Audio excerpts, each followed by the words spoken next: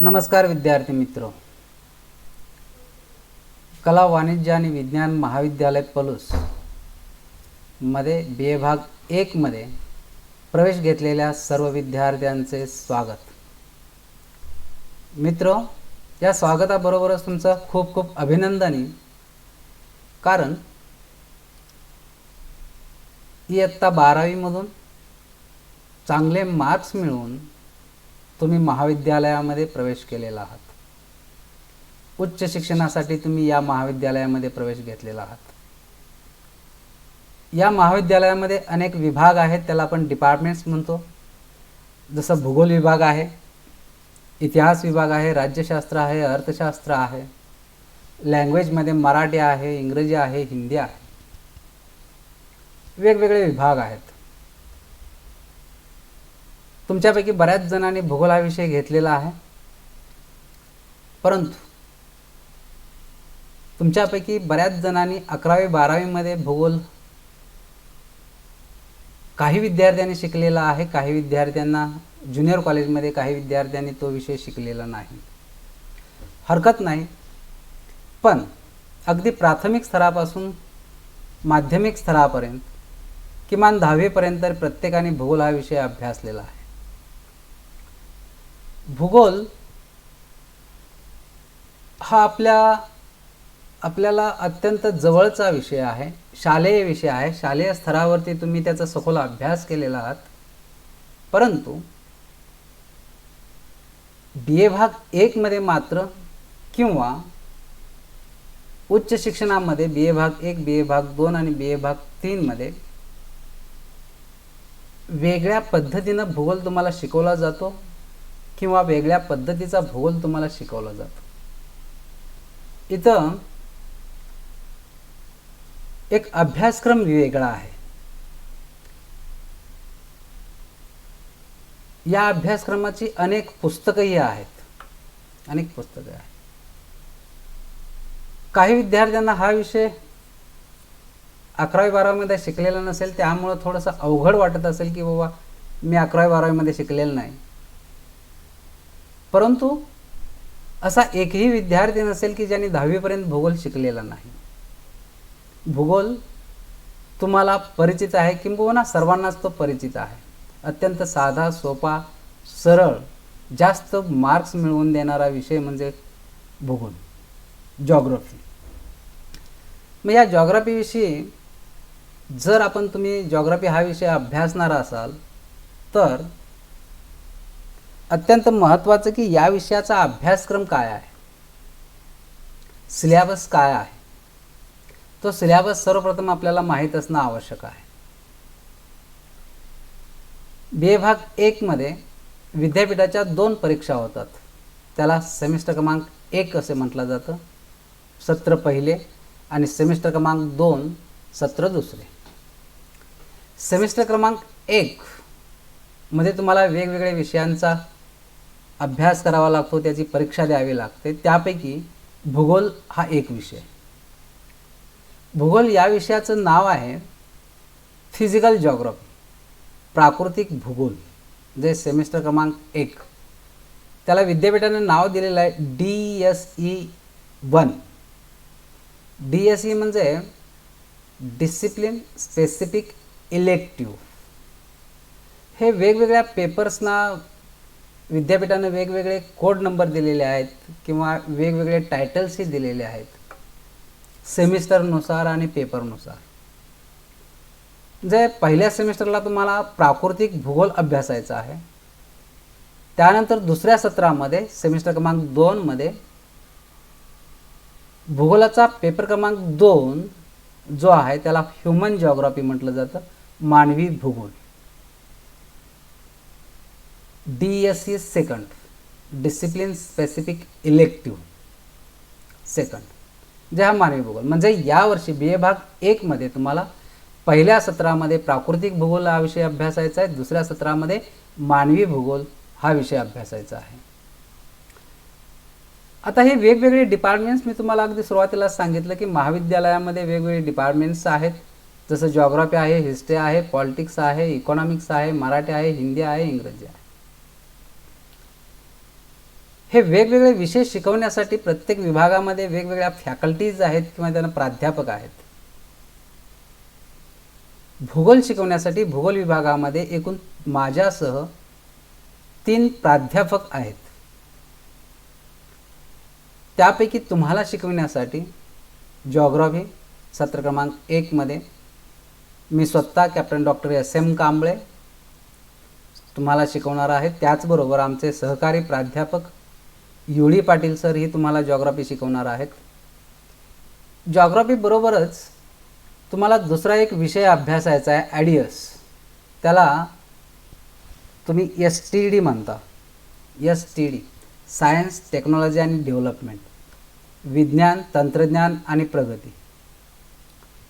हा विषयसुद्धा जिओग्राफी विभागामार्फत तुम्हाला शिकवला जातो. तो विषय शिकवण्यासाठी आमचे सहकारी प्राध्यापक UD पाटील सर आणि दुसरे सहकारी प्राध्यापक ST पाटील सर हे शिकवणार आहेत.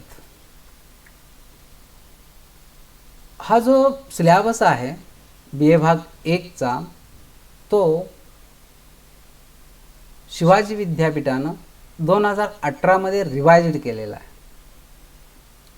आपलं जे महाविद्यालय आहे हे महाविद्यालय शिवाजी विद्यापीठाशी संलग्न आहे आणि प्रत्येक विषयाचा अभ्यासक्रम शिवाजी विद्यापीठ ठरवत असतं. त्यानुसार भूगोलाचा अभ्यास ही शिवाजी विद्यापीठानं 2018 साली नवीन लागू केलेला आहे. तोच तुम्हाला यावर्षी अभ्यासायचा आहे. या सिलेबसमध्ये जो तुम्ही अभ्यास करणार आहात त्याला पेपर सेमिस्टर क्रमांक 1 आणि पेपर क्रमांक 1 असं म्हटलेलं आहे, फिजिकल जिओग्राफी. आणि हा संपूर्ण जे वेगवेगळे विषय तुम्ही अभ्यासणार आहात तो एक साचा जो आहे तो साचा CBCS पॅटर्न म्हटलेला आहे, चॉईस बेस्ड क्रेडिट सिस्टीम. आणि चॉईस बेस्ड क्रेडिट सिस्टीम ही 2018 पासून सुरू झालेली आहे. आता अभ्यासक्रम काय आहे? प्राकृतिक भूगोल म्हणजेच फिजिकल जिओग्राफीचा अभ्यासक्रम. फिजिकल जिओग्राफीचा अभ्यासक्रम जो आहे तो एकूण 4 विभागामध्ये विभागलेला आहे. त्याला आपण 4 टॉपिक्स म्हणू किंवा 4 प्रकरणं म्हणू. विद्यापीठाने त्याला मॉड्यूल क्रमांक 1 म्हटलेला आहे, मॉड्यूल क्रमांक 2, मॉड्यूल क्रमांक 3 आणि मॉड्यूल क्रमांक 4. आता मॉड्यूल क्रमांक 1 जो आहे तो इंट्रोडक्शन टू फिजिकल जिओग्राफी, प्राकृतिक भूगोलाचा परिचय. मॉड्यूल क्रमांक 2 जे आहे तो ॲटमॉस्फिअर, वातावरण. आणि मॉड्यूल क्रमांक 3 जे आहे तो लिथोस्फिअर, त्याला आपण शिलावरण म्हणतो किंवा मृदावरण म्हणतो. आणि 4थं प्रकरण जे आहे तो डेन्युडेशन, जे झीज म्हणा किंवा विदारण, विस्तृत झीज. जे असे एकूण 4 टॉपिक्स तुम्हाला सत्र क्रमांक किंवा सेमिस्टर क्रमांक 1 मध्ये अभ्यासायचे आहेत. आता या प्रत्येक टॉपिक्समध्ये नेमका कोणता भाग आहे तो आपण पाहू. टॉपिक क्रमांक 1 म्हणजेच मॉड्यूल क्रमांक 1 इंट्रोडक्शन टू फिजिकल जिओग्राफी, जे प्राकृतिक भूगोलाची ओळख, प्राकृतिक भूगोलाचा परिचय. याच्यामध्ये एकूण 4 मुद्दे आहेत. त्यापैकी पहिला जो मुद्दा आहे तो मिनिंग अँड डेफिनेशन, जे अर्थ आणि व्याख्या. कशाचे अर्थ आणि व्याख्या? तर प्राकृतिक भूगोलाचा अर्थ आणि प्राकृतिक भूगोलाच्या वेगवेगळ्या शास्त्रज्ञांनी केलेल्या व्याख्या तुम्हाला मुद्दा क्रमांक 1 मध्ये अभ्यासायचा आहे. त्यानंतरचा मुद्दा क्रमांक 2 जो आहे तो स्कोप ऑफ फिजिकल जिओग्राफी, जे प्राकृतिक भूगोलाची व्याप्ती. मुद्दा क्रमांक 3 जो आहे तो ब्रँचेस ऑफ फिजिकल जिओग्राफी, म्हणजे प्राकृतिक भूगोलाच्या शाखा. प्राकृतिक भूगोलाच्या कोणकोणत्या शाखा आहेत त्या शाखांची आपल्याला ओळख करायची आहे. आणि मुद्दा क्रमांक 4 जो आहे तो इम्पॉर्टन्स ऑफ फिजिकल जिओग्राफी, म्हणजे प्राकृतिक भूगोलाचे महत्त्व. अत्यंत साधा आणि सोपा हा टॉपिक आहे, जे प्राकृतिक भूगोलाची ओळख फक्त आहे. प्राकृतिक भूगोल म्हणजे काय आणि प्राकृतिक भूगोलाच्या व्याख्या, प्राकृतिक भूगोलाचे स्वरूप, प्राकृतिक भूगोलाची व्याप्ती, प्राकृतिक भूगोलाच्या शाखा आणि प्राकृतिक भूगोलाचे महत्त्व, की प्राकृतिक भूगोल का अभ्यासायचा, असा एकंदरीत छोटासा असणारा हा टॉपिक आहे. त्यानंतर टॉपिक क्रमांक 2 जो आहे तो ॲटमॉस्फिअर, म्हणजे वातावरण. याही टॉपिकमध्ये एकूण 4 मुद्दे आहेत. त्यापैकी पहिला मुद्दा आहे composition and structure of atmosphere, जे वातावरणाची रचना आणि संरचना. दुसरा मुद्दा आहे इन्सोलेशन. इन्सोलेशन म्हणजे सौरशक्ती. सूर्यापासून उत्सर्जित होणारी जी सूर्यकिरणं आहेत त्याला आपण म्हणतो सौरशक्ती. फॅक्टर्स अफेक्टिंग ऑन इन्सोलेशन, जे सौरशक्तीवरती परिणाम करणारे घटक कोणते आहेत त्या घटकांचा आपल्याला अभ्यास करायचा. त्यानंतर मुद्दा क्रमांक 3 आहे तो टेम्परेचर म्हणजे तापमान. डिस्ट्रीब्युशन ऑफ टेम्परेचर, तापमानाचे वितरण. आता हे तापमानाचे वितरण 2 प्रकारे व्यक्त केलं जातं किंवा सांगितलं जातं, व्हर्टिकल आणि हॉरिझॉन्टल. व्हर्टिकल म्हणजे तापमानाचे उभे वितरण आणि हॉरिझॉन्टल म्हणजे तापमानाचे आडवे वितरण. आणि त्यानंतरचा शेवटचा जो मुद्दा आहे या टॉपिकमधला तो ॲटमॉस्फेरिक प्रेशर म्हणजे वातावरणीय दाब, त्याला आपण वायुभार म्हणतो.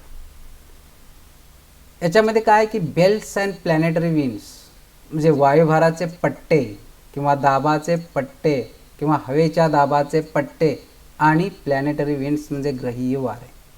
म्हणजे वारे, हवेचा दाब आणि वारे यांचा आपल्याला अभ्यासच मुद्दा क्रमांक 4 मध्ये करायचा आहे. म्हणजे अशा पद्धतीनं मॉड्यूल क्रमांक 2 वातावरण जे आहे ते वातावरणामध्ये एकूण 4 मुद्द्यांचा आपल्याला अभ्यास करायचा आहे.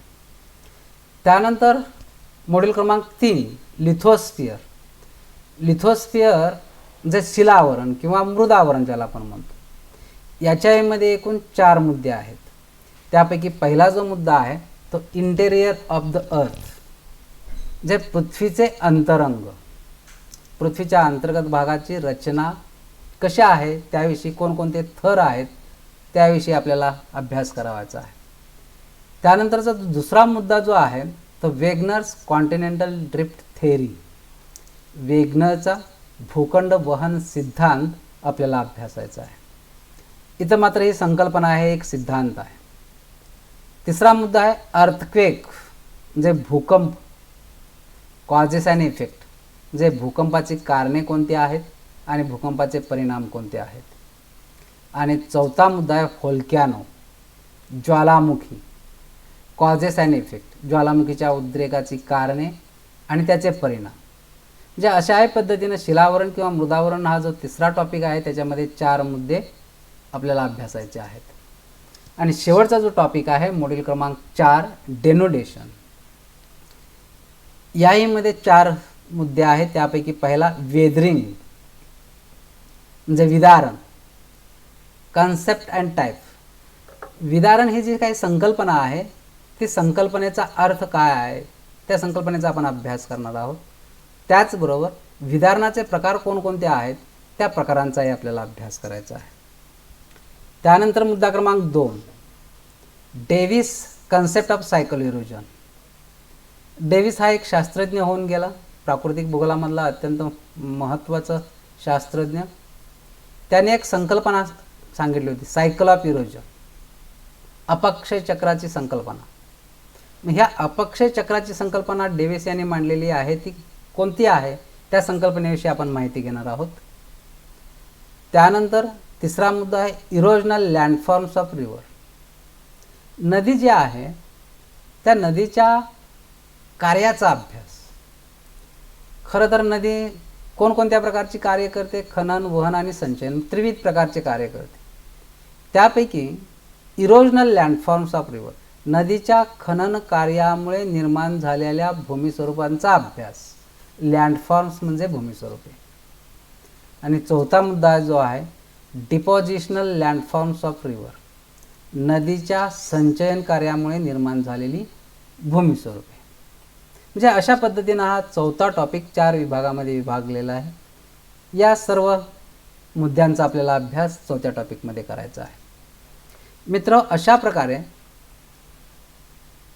आपल्याला सेमिस्टर क्रमांक 1 मध्ये प्राकृतिक भूगोल हा जो पेपर अभ्यासायचा आहे त्या प्राकृतिक भूगोलामध्ये एकूण 4 टॉपिक्स आहेत. त्या प्रत्येक टॉपिकमध्ये 4-4 मुद्द्यांचा आपल्याला अभ्यास करायचा आहे. याच्यापैकी बराचसा भाग म्हणजे या सिलेबसपैकी काही भाग तुम्हाला शालेय स्तरावरती झालेला आहे. याच्यामध्ये फक्त थोड्याशा संकल्पना काही आहेत, ॲडव्हान्स संकल्पना आहेत त्या फक्त तुम्हाला या ठिकाणी अभ्यासायच्या आहेत. आता हाच अभ्यासक्रम झाला. मग या अभ्यासक्रमाशी रिलेटेड असणारे किंवा संबंधित असणारी पुस्तकं आपल्या ग्रंथामध्ये आहेत. विद्यापीठानं ही लिस्ट रेफरन्स बुक्स किंवा रिकमेंडेड बुक्स म्हणून सिलेबसच्या पाठीमागं यादी दिलेली आहे पुस्तकांची. यापैकी बरीचशी पुस्तकं आपल्या महाविद्यालयामध्ये उपलब्ध आहेत. काही इंग्लिश मीडियम आहेत, काही मराठी मीडियमचे आहेत, काही हिंदी मीडियमचे आहेत. याच्याशिवाय काही वेबसाईट्स आहेत. EPG पाठशाला याच्यावरतीही आपल्या सिलेबस संदर्भात तुम्हाला माहिती मिळू शकते. दुसरा आहे MOOCs NPTEL याची वेबसाईट तुम्हाला दिली आहे. इथंही काही मटेरियल स्टडी मटेरियल उपलब्ध असते. त्याचबरोबर MOOCsमध्ये स्वयं हे एक पोर्टल आहे. या स्वयं पोर्टलमध्ये सुद्धा तुम्हाला या सिलेबसशी संबंधित असणारं स्टडी मटेरियल उपलब्ध आहे. याच्याशिवाय national digital library of India इथंही संदर्भ मटेरियल तुम्हाला मिळू शकतं. तुम्ही या वेबसाईटवरती सर्च करू शकता. त्याचबरोबर शिवाजी युनिव्हर्सिटीची लायब्ररी आहे. रिसोर्सेस त्या ठिकाणी उपलब्ध आहेत.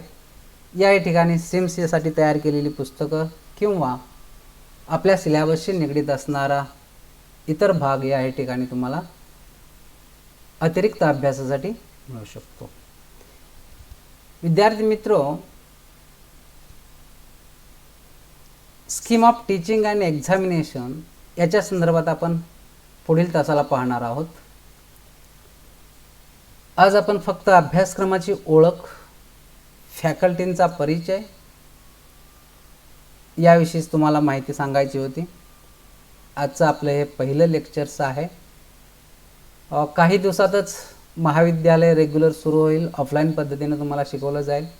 परंतु आजही अद्यापही विद्यापीठाकडून, शासनाकडून कॉलेज रेग्युलर सुरू करा म्हणून अशा प्रकारचं कोणताही आदेश प्राप्त झालेला नाही. त्यामुळं काही दिवस आपण ऑनलाईनच शिकवणार आहोत आणि तुम्ही अभ्यास करणार आहात.